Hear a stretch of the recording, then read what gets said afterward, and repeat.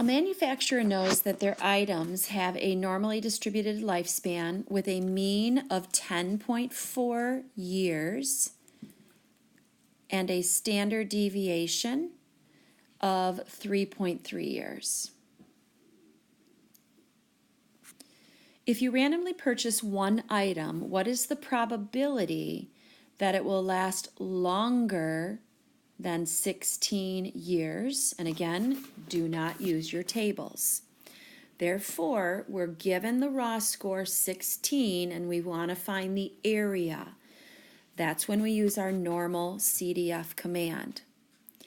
So our normal CDF command requires that we give the lower boundary. In this case, it would be 16. The upper boundary, I typically encourage my students to use positive infinity or as close to it as our calculator can get.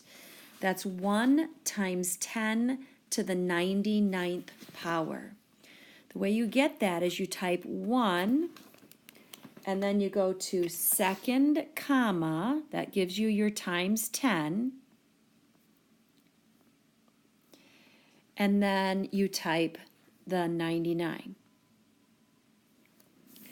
Our third value in this command would then, of course, be our mean of 10.4 years. And, of course, our last is always the standard deviation, in this case, 3.3 years. And rounded to 4 digits after the decimal place, that would be equivalent to 0.0449.